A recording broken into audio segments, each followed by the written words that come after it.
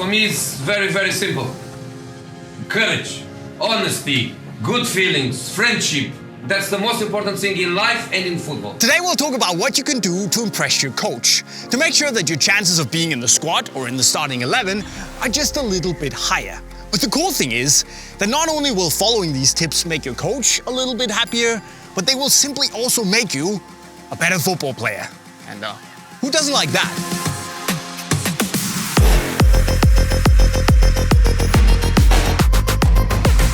So the first thing you need to do is to listen and to learn. Look, this person is your coach. Kind of implies what he or she is doing. Basically, you need to be coachable. They're there to help you improve and evolve as a football player. So if he or she comes to you and tells you that they want you to improve on something or work on getting better at something, you'd be kind of silly not to listen. Not only because coaches really like when you show them respect enough to really show that whatever they say to you, you're willing to take in and you're willing to work on it, but also because whatever they tell you, it's basically free advice on how you can improve as a footballer. And at the end of the day, no one really likes a person who's so full of themselves that they don't want to listen and learn from what other people say, okay? So your coach is not there to hack you down or to make you feel bad about yourself. Your coach is there to make the team win. So if he or she tells you something, it's probably because they see potential for you to become better so you can help the team more. So swallow your pride, guys and girls. Listen and learn.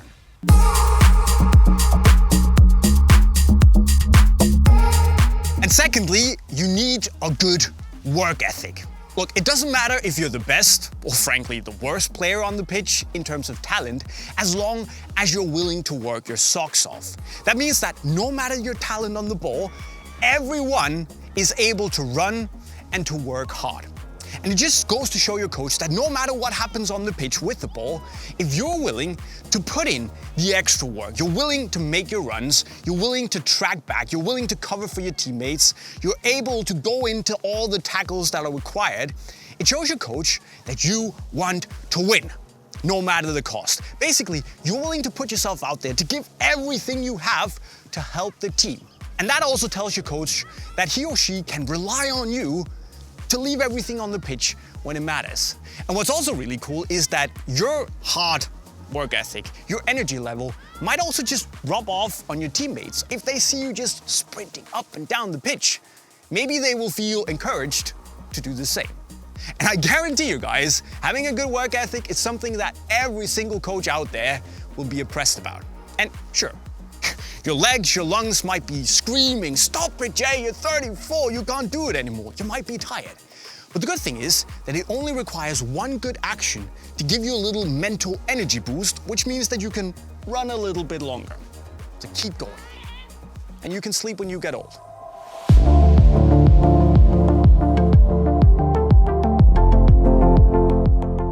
But of course, one thing is being able to run a lot. That's always nice. But if you can combine that with also showing your coach that you're able to play smart, well, then they will be seriously impressed. Because obviously, it's always impressive to see someone beating 4 or 5 defenders only to slot it home in the top corner. When it works, at least. When it doesn't work, it's not that impressive. And you probably know as well as I do that that type of player also tends to not really want to give up the ball that easily. Right? That's not always the best. What I really think your coach and any coach out there wants to see is that you're able to understand when you should play the simple pass. Keep it easy. Stretch out the play, make the opponents run a little bit, but also that you know when it's okay to risk it and take on the defender. Look, you can only really learn this from playing experience, but what you need to work on is understanding when you should simply just shuffle the passes around. Make the simple pass, run into space. And you need to understand that you don't always have to go for the killer pass or take on a couple of defenders on your own. So it's about managing the game, finding out, are you in a position to take a risk, and then make the best solution. Because coaches understand that sometimes you take risks, you lose the ball. But they will also appreciate that you can play smart because it shows that they can trust you.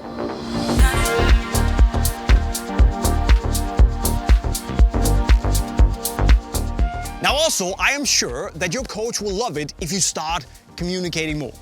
And I can guarantee you that for your next match, your coach will probably tell you that you, as a team, need to communicate more to each other, right? At least that's what happened with basically every coach I've had at every team I've ever played for. They want us to communicate more. And look, it's not rocket science. You don't have to orchestrate the movement of your entire team. No. You just have to tell your teammates who are around you what's going on. Maybe there's an opponent making a run in behind them that they can't see. Maybe you just want them to close a passing lane by moving left or right. Maybe you tell them to push up because you've got them covered behind. Maybe you tell them to fall back because there's an open space behind them. Basically, you just tell them what you can see that maybe they can't see.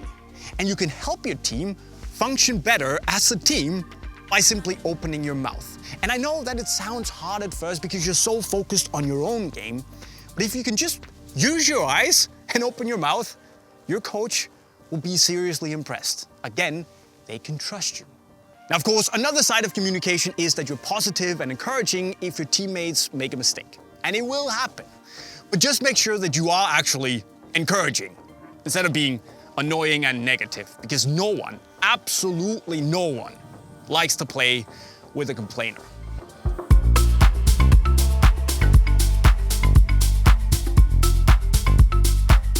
But my friends, sometimes things don't go to plan. And you make a mistake, you lose the ball, you get a yellow card, your team concedes a goal. Whatever, it doesn't matter. Just remember that making 1 or 2 or 3 mistakes won't make your coach take you off the team forever.